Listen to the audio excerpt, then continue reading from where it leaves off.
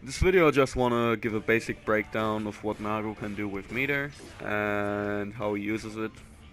So first of all, the first thing I would like to point out with Nago and meter is that you're not as reliant on it as other characters, I would say, because of the fact that like your damage doesn't come from like metered options, and like your pressure obviously gets enhanced by meter, but it's also not really reliant on it, is how I'd word it. So I started by just giving a few mid-screen movement options that aren't necessarily the greatest, but like you can easily catch your opponent off guard with it. There's 6-6 Blurcy Spin, which is basically a full screen movement option just to force your way in, and then there's also Super Jump 6-6 Blurcy JH. Obviously, both are faster Cs.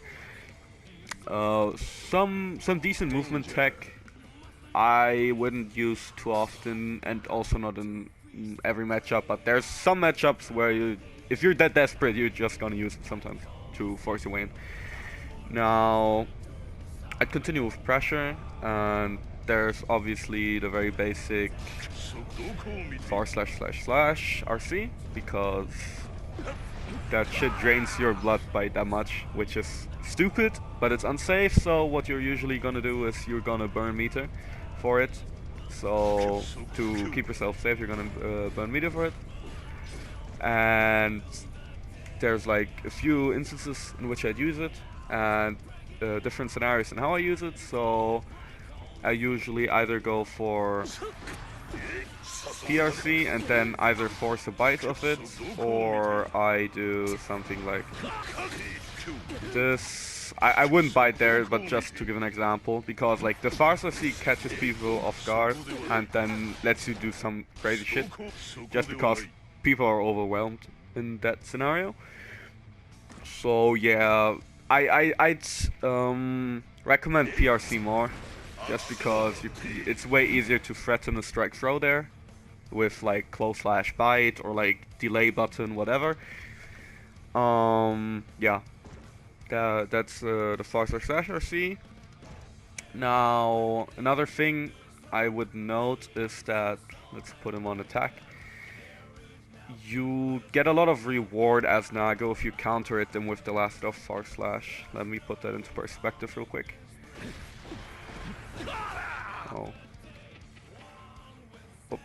Did it wrong, my bad. There we go. Now if he presses here, he's like... he's fucking dead. Right. Let me do it properly for once.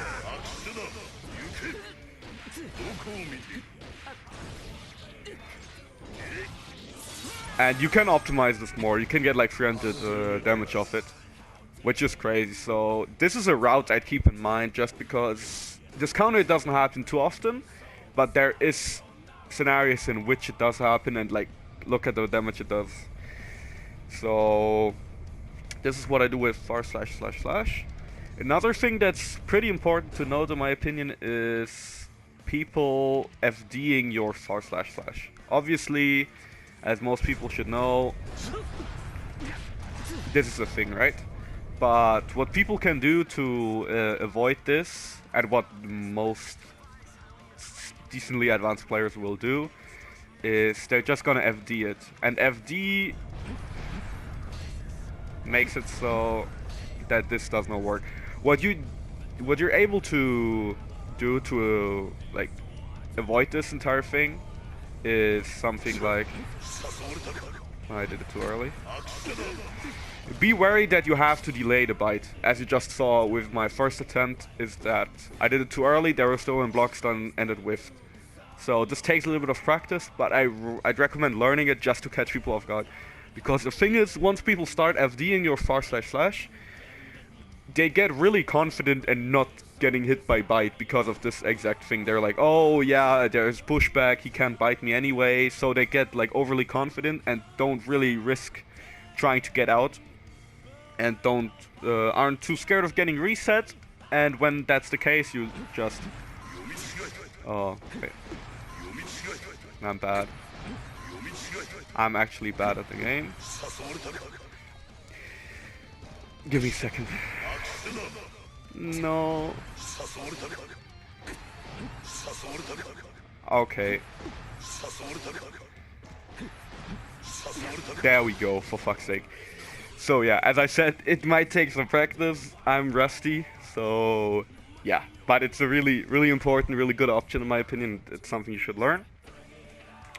Now, the next thing I would like to go over is another thing. Just PRC again from spin. And it's an option I like using a lot. And just, that's something you can do with PRC in general with Nago. You can do like whatever. In theory, there's key points in which you're gonna use it. Mostly /slash PRC. Something like this. And what I do in this scenario is I just PRC into them and walk up to them. And then either delay button or delay my bite. And because your counter damage is so good and you'll most likely already crank the risk up by a lot, like let's say you do something like this. And if they would now press into your delay button, they just lose the entire game. Which is why this option is so good, because you just walk at them and you force them into a decision. They cannot get out of there. Like they have to do something. And it's very, very good. Something not a lot of not nearly as much Nagos do as they should, because it's very easy to do. You just need to get a feeling for when the bite interval stops. My advice is just looking at the RC clock, because it's a good visual indicator. But yeah, it's something that should be threatened way more, and it's really, really good. So that's that. And as I said earlier, you can use that of multiple options. The main ones being // and spin. So yeah. Now, another just very basic thing is something like, if you just want a dump meter, you do something like this to be in their face again. Nothing too special, but something you're gonna use every once in a while. Just to keep up pressure. If you don't have blood. In general, something I should have said earlier is that Nago is reliant on meter, but you can kinda use meter in exchange for blood. Like if your blood is high, you can just burn a bar to get your blood back down. Or if you don't have the option to spin and force a frame trap that way, you just RC forward to keep up pressure. Or you spin, and because your blood is high, you cannot go for the 6/8 frame trap, so the RPS is a lot weaker. So you go for 6/6 PRC and force them into an immediate decision. In general, like Nago uses meter as a substitute for blood. Is how I would explain the entire meter situation with Nago. Then another very basic thing you can do. Wait, do I still have him on press? No. Another basic thing you can do as Nago is, let me do this again. Every character can do this, but also Nago, and that's something to keep in mind. It's like, cool. Thought I had it on press. Oh, I hate this. There we go. My bad, once again. Just basic normal dust. Never use this without meter, please. It's never a good idea. But yeah, this works. Pretty nice. Nago gets pretty good damage of it, so it's something I would use every now and then. And layer 2 of this is once you actually get people to respect your dust, which is rare because most people aren't even going to react to it. But if people do, something I like to do is something like this. It's pretty gimmicky, but I like it. So that's something to keep in mind. Now, for another gimmick, that's something I would never recommend using, but it's just a funny hee-hee-hoo option that you can throw out. It's like this, and then this. Like, it has pretty strict timing for what it is, and I don't think it's a good option. But again, if you want to be the funny, you got hit by an overhead as Nago. Yeah, I'm bad at it. Like, you need to spin and immediately PRC it. There we go, I got it. If you want to hit people with this and make them feel bad about themselves, go for it. Then a few more combo stuff to drain blood. This is also very basic, but useful. So, oh, I have him on block. 1 second. Is something like this, and now you have like 0 blood again, which is ridiculous, but it is a thing. Or something you can do if you want damage is like, yeah, there you go. This improves Oki and damage, so it's a niche option. Keep in mind. What else is there? Ah, Blood Rage. Let's talk about Blood Rage for a second. So in general, again, Blood Rage is not good, but I'm bad at the game.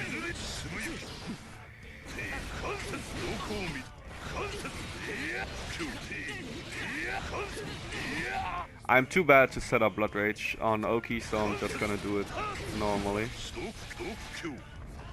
So, a good option to threaten is 1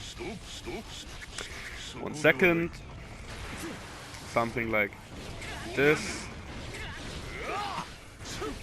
This is an immediate overhead and it's unreactable. But the issue with it is that it's minus on hit, so you need meter to make it useful. Because even if it hits, you're gonna get punished on hit if you don't have meter. So keep that in mind. And another cheeky option, if you know you're gonna pop and got meter, is something like this. A lot of people will get respectful when they know you're gonna pop, and if that's the case, you can force a blue RC.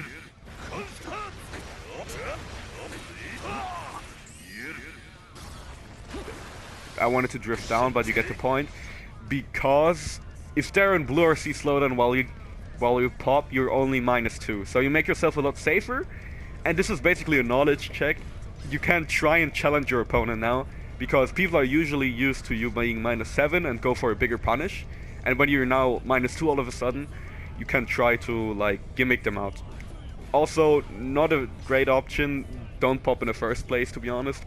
But it exists and it's pretty funny. I'd use it in the game if I were you. The last 3 things I want to touch on are something. It's pretty useful in general. Now, let's say you're in this position. You're pretty close to popping and you get a hit. Like, you get this. You get something like, oh, I got them on block, fuck off. This could be a position you're in, and now you get something like this. And this is the best combo you can get in that scenario, because it's good damage and you don't pop, despite the fact that you should technically pop for it. As you can see here, the super drains quick enough. So like in some scenarios, when you know that you would pop, you can just do something like close/super or 5k super early in the string mid-screen or in the combo to like keep yourself from popping and still getting good damage. This is pretty important in general, and just like you need to get used to confirming super even mid-screen, because the drain is really important sometimes. Just keep yourself safe. So this is something you also want to use meter for. And then there's also this thing.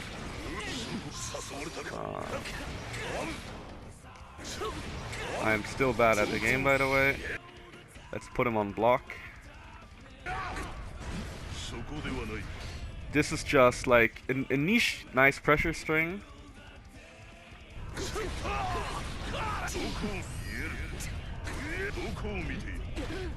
Something like this. A lot of people will mash there, but the Fukyo is guaranteed. Oh wait, forgot the blue RC. The timing on the blue RC is pretty strict. But again, it's something. It's pretty useful because, like, again, because the Fukyo is guaranteed, people are gonna have to respect a strike throw after the Fukyo, and if they mash, they explode. So it's a mix of a knowledge check and just a really advantageous position for yourself in pressure. And the other really good thing about it is that, let me put him on DPing real quick.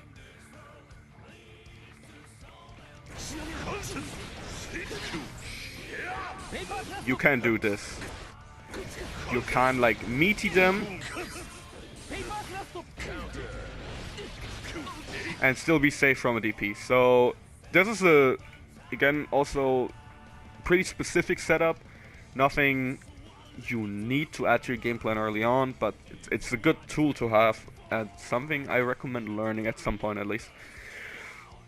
Now, the last thing I want to talk about is just the classic bite into PRC, because this essentially gives your pressure so much more depth, because you can just bite without being scared of them, like,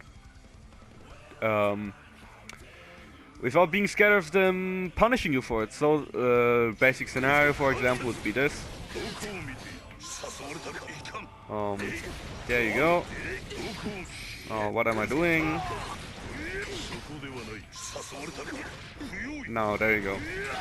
You want to meaty, you decide to bite them because you think, oh, maybe they will DP. They don't. People will not mash on Nago, or like rarely, because it's really, really risky, so people will opt to backdash or jump. Now, what you can do as Nago there is bite and then respond to both backdash and jump if they do, and try to punish them for it. So, like, they basically made the right choice, but because you have meter, bite is really safe. Same for this, for example. Wait, I need to put him on jump as well, or backdash. Let's do backdash this time to emphasize my point.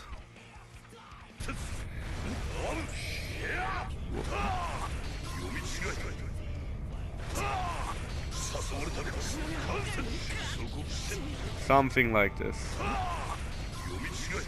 On a very basic level. And this will become really important, because as soon as you have meter, bite becomes... Whoop, what am I doing?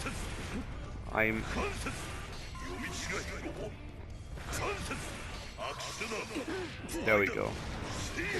As soon as you have meter, bite becomes way more threatening. So it's something to keep in mind, something that I would say is the best way. If you keep meter, if you don't spend it, that's what people are gonna be the most afraid of. So your pressure gets, like, way better. That's the one thing where Nago is, like, somewhat reliant on meter, just because bite becomes so much better. And I think that's the most important piece of meter usage you want to keep in mind. Most other stuff is good, like this is really good, for example. Now they're on jump, so it whiffs, but you get my point. But, like, bite PRC is the bread and butter of Nago pressure. Here as well, for example. I don't know why I don't input jump. I'm too bad. But yeah, this is the bread and butter of Nago meter. I hope you learned something new. Even if it was just a few of the gimmicks, like this. I hope you learned something new anyway, and it was useful. Thanks for watching.